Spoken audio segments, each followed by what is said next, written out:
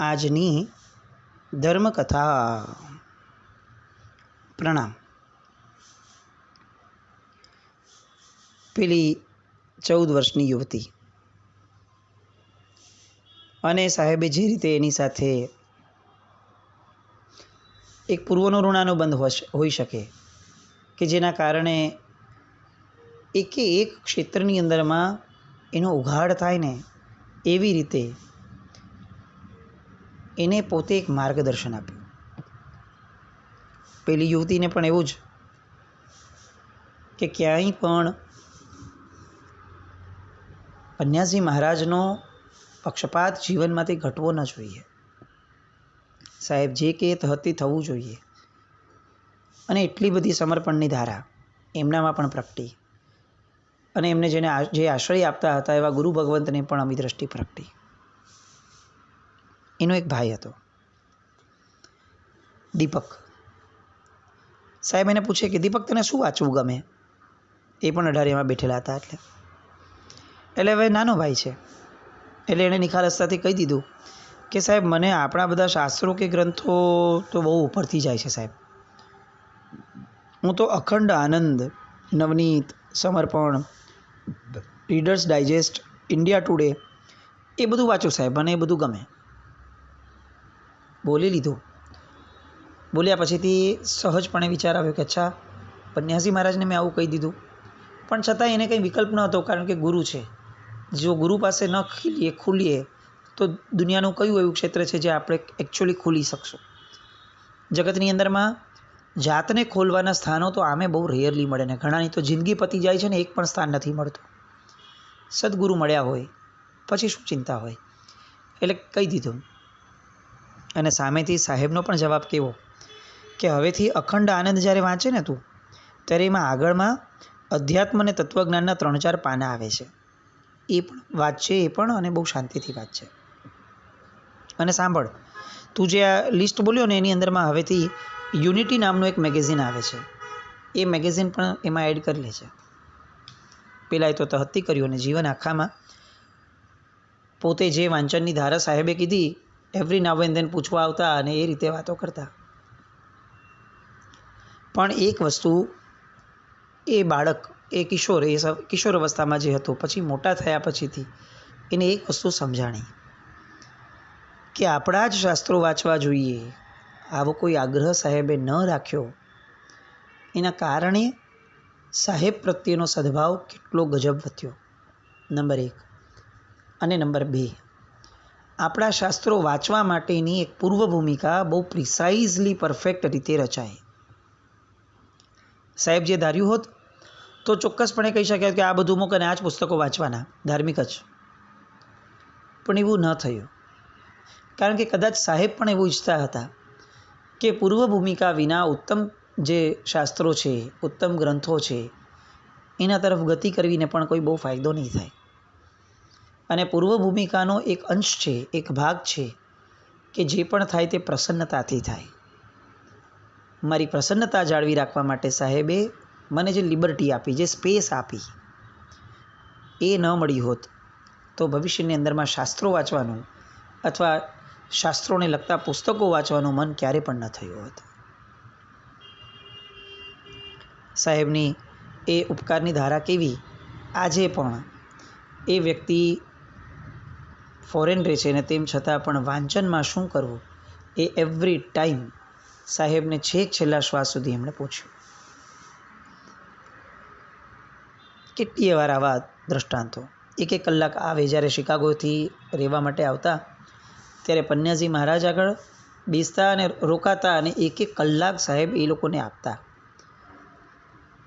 અને એક વાક્ય કોમનલી એ એમને હંમેશા કહેતા, જે વાક્ય જાણે આપણી માટે પણ કદાચ એટલું જ ઉપયુક્ત છે: કાયાને સુખ તે આત્માને દુઃખ.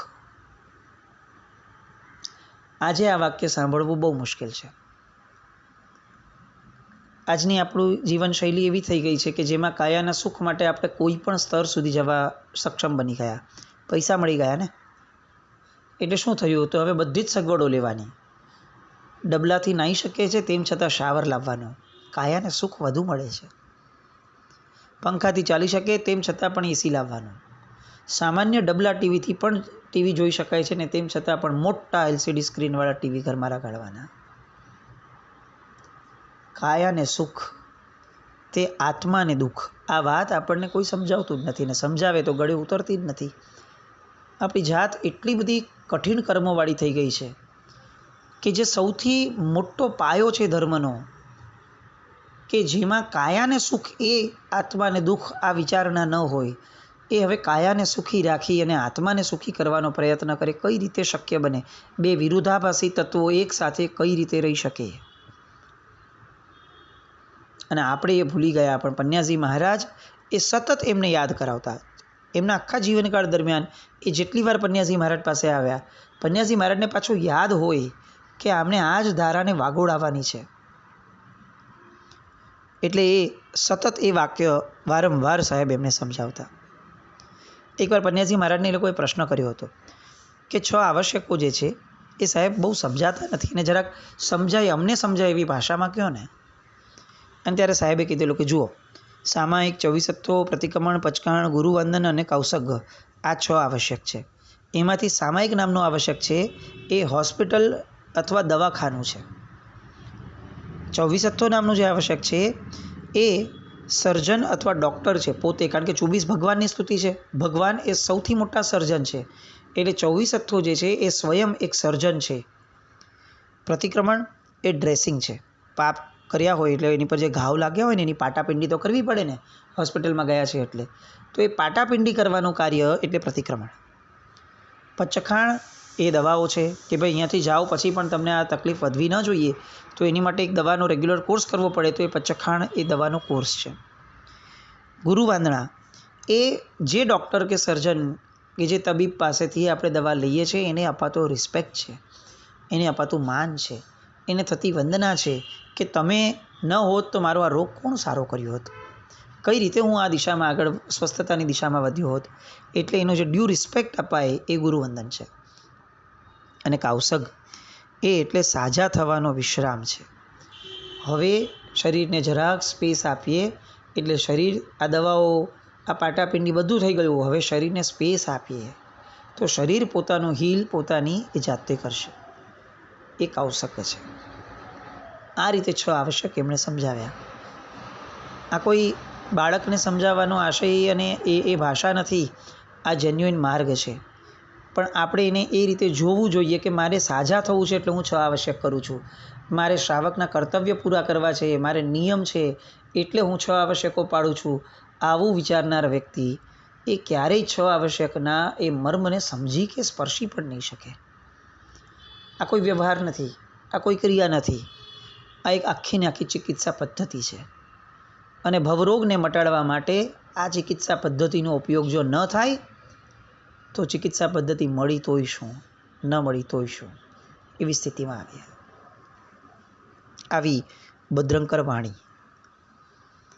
એકવાર એક સભાની અંદરમાં પછીથી સાહેબજીના કાળ કર્યા પછીથી પ્રેમજીભાઈ કોરશી, ઉત્તમ શ્રાવક, એમણે એકવાર કહ્યું કે જૈન શાસનની અંદરમાં ભક્તિ યોગ જો તમારે જોવો હોય તો પૂજ્ય કલાપૂર્ણેશ્વરીશ્વરજી મહારાજાનો જોવાનો. તમારે જ્ઞાન યોગ જો કોઈનો જોવો હોય તો પૂજ્ય જંબુ વિજયજી મહારાજ સાહેબનો જોવાનો. ચારિત્ર યોગ જોવો હોય તો પૂજ્ય આચાર્ય ભદ્રંકર સુરી મહારાજ સાહેબનો જોવાનો. પણ જો તમારે ત્રણેય યોગને એક સાથે એક જ વ્યક્તિમાં અવતરિત જોવા હોય તો પન્યાસ શ્રી ભદ્રંકર વિજયજી મહારાજ સાહેબમાં જોવાનો. આ ટેગ છે ને એ કોઈને પણ નથી લગાડાતા, એ ઉત્તમ શ્રાવકો દ્વારા જે જોવાયું છે, ઉત્તમતા જે જોવા મળી છે એને જોઈને જ અપાય છે. સાહેબની કેટલીક ધારાઓ, એમાંની એક ધારા આપણે બહુ ઇઝીલી આપણે પણ કરી શકીએ એવી. સાહેબજીને જ્યારે કોઈ પણ પત્રિકાઓ મળે મહોત્સવની તો સાહેબ એ પત્રિકાને વંદન કરે અને વંદન કરીને કહે કે તમે અમને અનુમોદના કરવાની તક આપી એ માટે હું તમારો આભાર માનું છું. અને પોતે આખી પત્રિકા વાંચે અને વાંચતા મનમાં એનું અભિવંદન કરે કે આ કેટલો સરસ લાભ લીધો છે, સુકૃતની કેવી કમાણી છે, લોકો પણ કેટલા ધન્ય છે, નિશ્રાદાતા પણ કેટલા ધન્ય છે, લાભાર્થી પણ કેટલા ધન્ય છે. આ બધાના જીવનની અંદરમાં પરિવર્તન માટેની એક તક મળી આ બધું કેટલું ધન્ય છે અને આ વાંચવાની મને તક મળી એ માટે હું પણ ધન્ય છું. અને પોતે આભાર વ્યક્ત કરે કે તમે મને આ તક આપી એ માટે અભિનંદન. આટલા ટાઈટ શેડ્યુલવાળા પન્યાસી મહારાજ, જેમની પાસે જગતમાં અને જીવનમાં કરવા માટેના ઢગલાબંધ કાર્યો હતા, એ પણ જો એક એક પત્રિકાને લઈ અને આવો અપ્રોચ રાખી શકે, આટલો સમય આપી શકે, તો આ મહોત્સવ પત્રિકાઓ છાપવી ન છાપવી એવા બધા વિચારોને નિર્ણયમાં જવા કરતાં આપણને જે મળ્યું એને આપણે ખીલવીએ. આવો સ્વાધીન દૃષ્ટિકોણ કેમ ન રાખીએ? કોણે શું કરવું જોઈએ એવું વિચારવા કરતાં હું શું કરું કે જેના કારણે મારો આત્મા તરે, એ દૃષ્ટિકોણ કેટલો વધારે સરળ છે. અને સાહેબ આવા સરળ દૃષ્ટિકોણવાળા હતા. નાના મુનિરાજ ક્યારેક કોઈક ઓઘો સરસ બાંધીને આપે તો તરત જ ઓઘો જ્યારે એમને મળે ને, એટલે સામાન્યપણે મોટા પન્યાસી મહારાજ છે પોતે, અને તેમ છતાં પેલા નાના મહારાજને બોલાવીને કે તમે ઓઘો બહુ સરસ બાંધ્યો છે. હા, આવી અનુમોદનાની ધારા, પ્રશંસાના સુરો, એ પ્રશંસાના નથી, બેસિકલી એ પ્રોત્સાહનના સુર છે. અને સાહેબ એ દરેક જીવને તેની શક્તિ પ્રમાણેનું પ્રોત્સાહન આપવા માટે જાણે કટિબદ્ધ શિક્ષક હોય એ રીતે બધાને પ્રોત્સાહન આપતા. સાહેબે એ પછીથી અનેક જીવનના એમના પ્રસંગો, એમાંનો એક પ્રસંગ ડૉક્ટર ગંગાસિંહજી સાહેબને અસ્વસ્થતા હતી એટલે ગંગાસિંહજીને બોલાવ્યા, તાત્કાલિક બોલાવ્યા. પરીક્ષણ કર્યું, સાહેબની હાલત બહુ ગંભીર લાગી. એમનું બ્લડ પ્રેશર ખૂબ ઊંચું હતું અને એ સમયે ગંગાસિંહજીને એવું લાગ્યું કે હવે જો આ આગળ વધ્યું બ્લડ પ્રેશર અને જો કંટ્રોલમાં ન આવ્યું તો કોઈ પણ મોમેન્ટે સાહેબને યા તો બ્રેઇન હેમરેજ થઈ જશે અને યા તો પેરાલિસિસ થઈ જશે, કોઈ પણ મોમેન્ટે, કાચી સેકન્ડે. એટલે એમણે તરત જ વિચાર્યું કે હવે હું આ પ્રેશર કે સ્ટ્રેસ કોઈને નથી આપતો, હું અહીંયા બેસીને રાહ જોઉં છું કે સાહેબને કદાચ કંઈક થોડુંક બ્લડ પ્રેશર લો આવી જાય તો શાંતિ થાય. પોતાને પણ સાહેબ પ્રત્યે બહુ જ લાગણીઓ. એટલે હવે એ રાહ જોવા માટે બાજુમાં બેઠા, અને બેઠા એટલે કેટલાક દ્રશ્યોના સાક્ષી બન્યા. એક મહાત્મા સંસ્કૃત પ્રાકૃત ગાથાઓનો દૂર અભ્યાસ કરી રહ્યા હતા જોરથી બોલીને. એમની ગાથા બોલવામાં એક નાનકડી ભૂલ પડી. એટલે અહીંયા બેઠેલા એ મહાત્મા, કે જે મહાત્માને એટલું ઊંચું બ્લડ પ્રેશર છે કે પેરાલિસિસ કે બ્રેન હેમરેજ થઈ શકે છે, એ મહાત્મા પેલા સંસ્કૃત પ્રાકૃતની ગાથા બોલતા મહારાજ સાહેબની ભૂલ અહીંયા બેઠા બેઠા શાંત ચિત્તે કાઢે છે કે આ ગાથામાં આ આમ નહીં, આવી રીતે બોલાય. પેલા ગંગાસિંહજી તો અવાચક થઈ ગયા. આટલા ઊંચા બ્લડ પ્રેશરમાં કઈ રીતે આવો વ્યવહાર જાળવી શકાય? એટલે હજી તો એમણે કંઈ બોલ્યું પણ નથી કે સાહેબ આવું કઈ રીતે થયું. ત્યાં પન્યાસી મહારાજે એના તરફ દ્રષ્ટિ કરી અને એમને કહ્યું કે ચિંતા નહીં કરો, હવે તપાસો, મારું બ્લડ પ્રેશર નોર્મલ આવશે. અને એમણે તપાસ્યું અને ખરેખર નોર્મલ આવ્યું. ગંગાસિંહજી માનવા માટે જ તૈયાર જ નથી કે આ જગતની અંદરમાં થયેલું આ કોઈ કાર્ય છે, આ ઘટના છે. તરત જ એમણે પ્રશ્ન કરવાનું મન થયું, પણ હજી પોતે પ્રશ્ન કરે એની પહેલાં તો સાહેબ પોતે બહુ જ સાહજિક રીતે એમને બોલ્યા કે યોગ સાધક માટે દેહમાં પરિવર્તનો લાવવા સહજ જ હોય. બસ આટલું બોલ્યા અને પેલા ગંગાસિંહજીને જે જાણવા અનુભવવા મળ્યું એ એમણે જિંદગીભર પોતાના હૃદયમાં સાચવીને રાખ્યું. સાધક આત્માઓ એ પોતાના દેહને પણ કેવી રીતે કંટ્રોલ કરી શકતા હોય, એમને ઈચ્છા થાય ત્યારે પોતાના દેહને નોર્મલ કરી શકે. સનત ચક્રવર્તીના દૃષ્ટાંતો આપણે સાંભળ્યા છે, અનેક આત્માઓના દૃષ્ટાંતો આપણે સાંભળ્યા છે, આનંદગંજી અવધૂત યોગીના દૃષ્ટાંતો સાંભળ્યા છે. હું ઈચ્છું તો આ શરીર તો કાંઈ દમ નથી, આ શરીરને તો આમને આમ સરખું કરી દઉં, પણ હું ઈચ્છું તો એ ઈચ્છા પણ શું કામ છે? આ તો ગંગાસિંહજીનું આશ્ચર્ય હતું કે પન્યાસી મહારાજે બ્લડ પ્રેશરને નોર્મલ લાવ્યું. સાધક એ પોતાના કર્મોને પણ પોતાના કંટ્રોલમાં રાખી શકે છે. એકવાર સાહેબને એક જણે પ્રશ્ન પૂછ્યો કે સાહેબ ઉદાસીનતા એટલે શું? ધર્મ તો પ્રસન્નતાથી કરવાની વસ્તુ નથી, તો ઉદાસીનતા શબ્દ કેમ વારંવાર વપરાય છે? અને ત્યારે સાહેબે ઔદાસીન્યસ્સ ફલમ કૈવલ્યમ, આ વાતનો વિસ્તાર કરતાં એમણે કહ્યું, ઉદ એટલે ઊંચે અને આસીન એટલે બેસવું. કોઈ પણ અનુકૂળ પ્રતિકૂળ બનાવોની ઉપર થઈને બેસવું.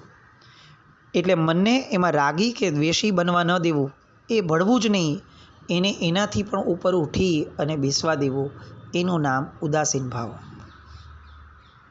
ધર્મમાં સુપ્રસન્ન રહેવું તે એક વાત છે, પણ ઉદાસીન ભાવ કેળવવો એ એક આખી અલગ વાત છે. પ્રસન્નતા એ પાયાનું સ્તર છે, ઉદાસીનતા એ શિખર છે, એ કેવળ જ્ઞાન અપાવવા માટે પણ સક્ષમ છે. અને એટલે જ અમૃતવેલની સજ્જાઈની 28મી ગાથાની અંદરમાં વાત કહી, દેખીએ માર્ગ શિવર નગરનો જેહ ઉદાસીન પરિણામ રે, તેહ અણછોડતા ચાલીએ પામીએ જેમ પરમધામ રે.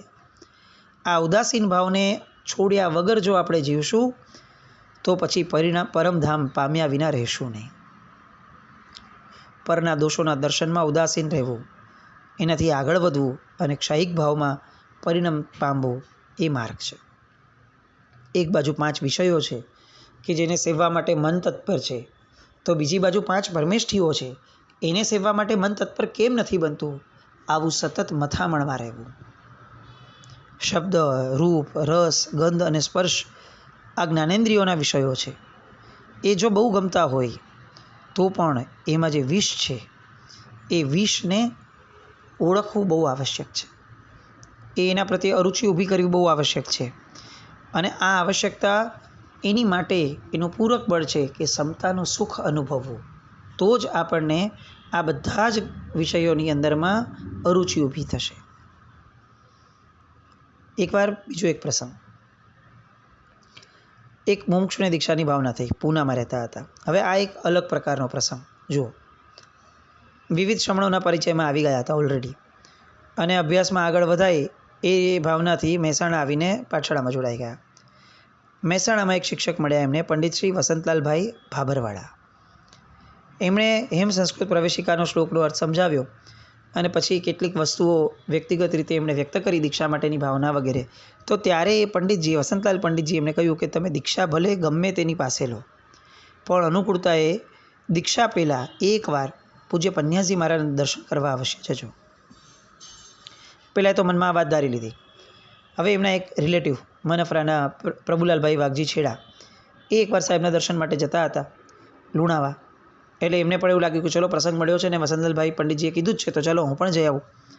અને ગયા, ઉપાશ્રય પહોંચ્યા.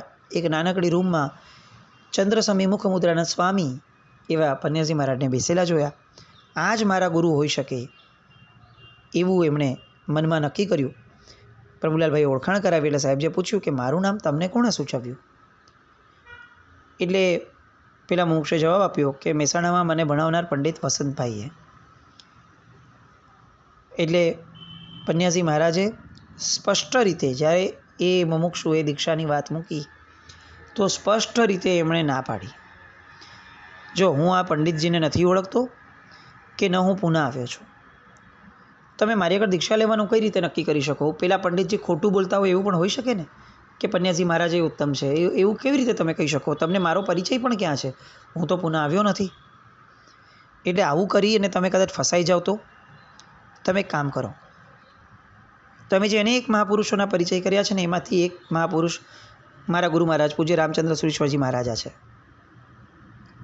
તો એક કામ કરો, તમે એમની પાસે દીક્ષા લો, એ તમને વધારે લાભ થશે.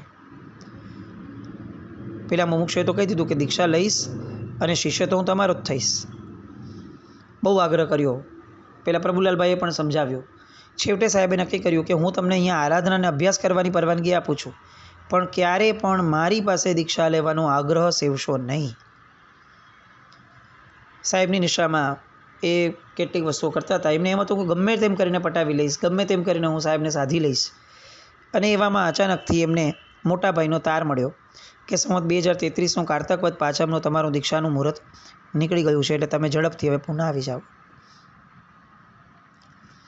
પેલો બહુ રડ્યા, ભાઈ સાહેબ મારે તો અહીં આપની નિશ્રામાં જ દીક્ષા લેવી છે, પુનામાં દીક્ષા લો તો હું ફરીવાર આપને ન મળું, એવું પણ બની શકે તો સાહેબ મને ફરીથી લાભ નહીં મળે ને. અને ત્યારે સાહેબજી એને કહે છે કે વડીલોની ઈચ્છા પ્રમાણે ઘર આંગણે પુનામાં જ દીક્ષા લો. હું તો મારા ગુરુદેવની આ ઉંમરે સેવા ન કરી શક્યો, તમને એ તક મળે છે તો એ તક તમે કેમ છોડો છો? તમે એ સેવા કરશો ને એમાં જ મારી ભાવના પૂર્ણ થશે. અને આમ કરી એમને ગચ્છાધિપતિ પાસેથી દીક્ષા અપાવડાવી. એમની દીક્ષા થઈ. નામ પડ્યું ચારિત્રભૂષણ વિજયજી મહારાજ. પન્યાસી મહારાજ એ કોઈક ઋણાનુબંધને જ જીવાડવા માટે આવ્યા હોય ને એવું લાગે. જ્યાં જેનો ઋણાનુબંધ જોડાયો હોય એવા જ વ્યક્તિઓ સાથે જોડાવાનું. જાણે આપણે એવું લાગે કે કદાચ એમણે એમના જીવનમાં પૂર્વના ઋણાનુબંધ સિવાયના નવા વ્યક્તિઓને નહીં આવવા દીધા હોય. આટલી પકડ એમનામાં હશે, આટલી સમજણ એમનામાં હશે, આટલી સ્પષ્ટતા પણ એમનામાં હશે, એટલો બોધ એમનામાં જાગ્રત હશે કે એમણે એક એક વ્યક્તિ સાથેના સંબંધને પણ કેટલો જબરદસ્ત રીતે મૂલવ્યો છે. પેલા મુમુક્ષુ પ્રત્યે એમને કોઈ અસદભાવ હતો એવું નહોતું, પણ જાણે પેલા મુમુક્ષુનું ભાગ્ય જે હતું એને એ આપવા માટેની તાલાવેલી સાહેબમાં હોય એવી રીતે સાહેબ વધ્યા અને ખરેખર જીવન પણ એવું થયું. પેલા ચરિત્રભૂષણ વિજયજી મહારાજ સાહેબ સારામાં સારું જીવન જીવી અને આચાર્ય રામચંદ્ર સુરીશ્વરજી મહારાજાની પરમ સેવા કરી અને પોતે કાળધર્મને પછીથી લેટલી પામ્યા. પણ પન્યાસી મહારાજે એમને જે માર્ગ પકડાવ્યો એ માર્ગ એમના જીવન માટેનો શ્રેષ્ઠ માર્ગ નીવડ્યો. આવી શ્રેષ્ઠતાના ધણી એવા પૂજ્ય પન્યાસી મહારાજ, એમની આવી હજીએ કેટલી બધી વાતો, જે એક એક વાતોને સાંભળીએ તો આમ રસ જન્મે, મોઢામાંથી લાળ ટપકે કે હજી સાંભળવા છે, હજી સાંભળવા છે.